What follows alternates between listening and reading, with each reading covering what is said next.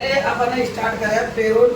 और पेरोल का मतलब ये होता है कि किसी भी कर्मचारी की यदि अपन सैलरी शीट तैयार करते हैं तो सैलरी शीट तैयार करने के लिए आपको सबसे पहले यहाँ पर एक कंपनी बनानी होगी। और कंपनी बनाने के बाद जो पेरोल का जो चैप्टर है हमारा उसको चालू करना पड़ेगा। तो यानी कि कंपनी पहले से हमारी ऑलरेडी बनी हुई है और इसके बाद आपका जो पेरोल वाला जो चैप्टर है उसको अपन किस प्रकार से अपन ऑन कर सकते हैं। तो पहले हमारी कंपनी बनी हुई है और आपको सबसे पहले F11 पे जाना है। और F11 पे जाने के बाद यहाँ पर अपने पास में इसमें जो दिखाई दे रहा है अपने पास में ये दो ऑप्शन हमारे पेरोल के होते हैं, एक तो ये वाला और ये वाला।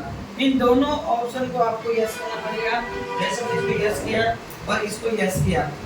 यस करने के बाद क्या करना है आपको कि जितनी भी हमारी जो कंपनियों के द्वारा हमारा जो मानदेय जो काटा गया है, चाहे पीएफ हो, चाहे ईएसआई हो, चाहे एम्प्लॉय प्रोविडेंट फंड वगैरह हो, किसी प्रकार को जिस कंपनी के द्वारा ये राशि काटी गई है, ठीक है, उसका यहाँ पर आपको जो विवरण होता है वो विवरण आपको भरना पड़ेगा। तो आसानी से इसको अपन देखकर इसके अंदर बनाए कोई ये विवरण हमें को रटना नहीं है, ये हमें कंपनी देगी और उस कंपनी के अनुसार ही आपको भरना पड़ेगा। तो यानी कि इसको अपन ये लिया और इसको अपन कर देते हैं सेव। इसके बाद कुछ नहीं करना है आपको, सबसे पहले जाना है गेट ऑफ टैली पे जाना है और क्रिएट पे जाना है। क्रिएट पे जाने के बाद यहाँ पर आपको शो मोड पे जाना है। शो मोड पे जाने के बाद यहाँ पर एम्प्लॉय जो कैटेगरी है उस एम्प्लॉय कैटेगरी को आपको डालनी है। एम्प्लॉय कैटेगरी में अपन जाएंगे और यहाँ से अपने जयपुर ऑफिस अपने डाल लिया। तो ये जयपुर ऑफिस अपने डाला, ये तो भाई ओके, इसको कर देते हैं सेव। ठीक है, जयपुर ऑफिस का मतलब होता है कि इसका जो कार्य क्षेत्र है वो किस जगह पर है। दूसरा आता है एम्प्लॉय ग्रुप और एम्प्लॉय ग्रुप का मतलब ये होता है कि जिस विभाग और जिस डिपार्टमेंट में हमारा व्यक्ति काम करता है उस डिपार्टमेंट का जो नाम होता है वो आपको लिखना पड़ेगा। तो डिपार्टमेंट का नाम जैसे मैंने यहाँ पर लिखा और जयपुर ऑफिस के अंदर कौन से डिपार्टमेंट में काम करता है, एजुकेशन डिपार्टमेंट में काम करता है।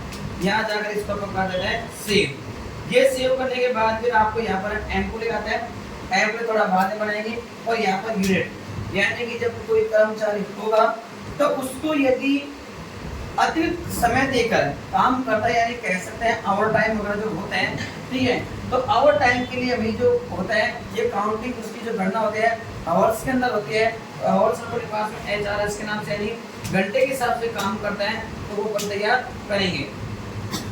फिर उसके बाद में यहाँ पर कर्मचारी की उपस्थिति और अनुपस्थिति और आवर टाइम ये तैयार करना पड़ेगा। यहाँ पर अपने लिया और यहाँ पर आवर टाइम हो गया TIM, आवर टाइम लिया। आवर टाइम का हमेशा ध्यान रखना ये उत्पादन की श्रेणी में आता है, तो इसको मैंने उत्पादन पर ले लिया। ओके, घंटे के साथ चुनाव किया। उसके बाद में अपने लिए यहाँ पर एब्सेंट, तो ये एब्सेंट का बनाया। एब्सेंट का हमेशा ध्यान रखना ये होता है विदाउट पे, यानी एब्सेंट के समय कोई भी वेतन नहीं दिया जाता है। तो यानी कि वेतन के समय कोई पैसे नहीं दिया जाता है, ये दो। फिर उसके बाद ही एब्सेंट अगर लगाने को प्रेजेंट अगर आपको लगाना PRESENT, प्रेजेंट आपने लगाया, प्रेजेंट के समय आपको यहाँ पर पैसे मिलते हैं, ठीक है, पैसे दिए, पैसे अपने को मिल रहे हैं तो अपने यहाँ इसको लिया और इसको यस किया, तो ये मेरे पास ये बना चुके हैं।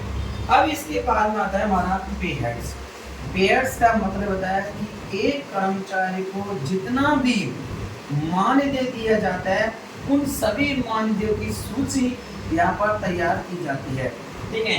सबसे पहले मैंने यहाँ पर बेसिक पे के नाम से मैंने बनाया या बेसिक सैलरी के नाम से मैंने बनाया। तो ये बेसिक सैलरी मैंने यहाँ से ले ली, ठीक है। बेसिक सैलरी कर्मचारी के लिए हमेशा आमदनी होती है, अर्निंग और एम्प्लॉय बढ़ती रहती है, और कंपनी के लिए हमारा खर्चा होता है, ठीक है। और इसको अपन यूजर डिफाइन लेंगे। यूजर डिफाइन इसलिए लेते हैं क्योंकि तो ये सैलरी ऐसी सैलरी होती है जो हम खुद निर्धारित करते हैं, तो इसके लिए अपने ये ले दिया। फिर उसके बाद में यदि कर्मचारी को एक मानदेय के रूप में पीएफ काटा जाता है और पीएफ दिया जाता है, तो यानी कि अपन इसको बनाएंगे पीएफ, जिसको बोलते हैं प्रोविडेंट फंड, ठीक है। प्रोविडेंट जो फंड होता है ये हमेशा डिडक्शन होता है, कटौती होती है, तो यहाँ पर इस कटौती को मैंने ले लिया। ओके, कटौती कर रहे हैं तो सीधी सी बात है ये आपको बाद में मिलेगा। तो करंट लायबिलिटी इसके अंदर गया, एंटर किया और ये कंप्यूटेड वैल्यू इसके अंदर आपको लेनी है, ठीक है।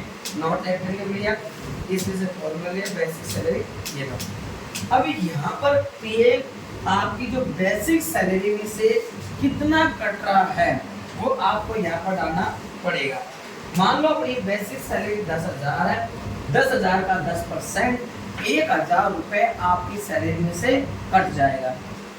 ओके, उसके बाद में मान लो अपने पास ESI, employee state insurance, company ने यदि उसका बीमा कर रहा है तो बीमा के रूप में कुछ राशि कटेगी, बाद में मिलेगी। तो आपने यहाँ पर ESI लिया, ESI हमेशा कटौती होती है, डिडक्शन लिया और यहाँ से मैंने करंट लायबिलिटी इसके अंदर ले लिया। ओके, कंप्यूटर वैल्यू के हिसाब से कटेगी, नॉट एप्लीकेबल यहाँ से लिया, इसमें से फॉर्मूला लिया, ये लो। और ये मैंने 15% इसका मैंने ESI यानी बीमा के रूप में बेसिक सैलरी में से 15% इसका मैंने ESI मैंने काट लिया। ओके, उसके बाद में यहाँ पर एब्सेंट के रूप में भी यहाँ पर राशि काटी जाती है। तो एब्सेंट मैंने लिया यहाँ पर एब्सेंट, ठीक है, एब्सेंट के रूप में राशि काट रहे हैं, ठीक है, रिडक्शन हो जाएगा। हो सकता है बाद में कंपनी दे दे। ओके, यहाँ पर इसको ऑन अटेंडेंस लेना है और एब्सेंट का चुनाव करना है। एब्सेंट हमेशा दिन के हिसाब से काटी जाती है, तो उसी के आधार पर आपको भरना पड़ेगा। ये लो भाई, एब्सेंट हो गया, ठीक है। और उसके बाद में अपने पास में यदि आवर टाइम के बढ़ना चाहता है तो आवर टाइम भी अपने यहाँ से इसके अंदर बढ़ा सकते हैं, ठीक है। ये बनाया अपन ने आवर टाइम। आवर टाइम हमेशा कंपनी के लिए खर्चा होता है, तो अनेक और एम्प्लॉय गया, ठीक है। ये हमेशा बढ़ता घटता रहता है, यहाँ पर लिया आवर टाइम आ गया। और आवर टाइम जो होता है ये हमेशा आता है प्रोडक्शन के अंदर, ठीक है, आवर टाइम के हिसाब से, ठीक है। एक के अपने पास में ये बना लिया। उसके बाद में लास्ट एंड फाइनल पैसे देने की जो सैलरी स्लिप होती है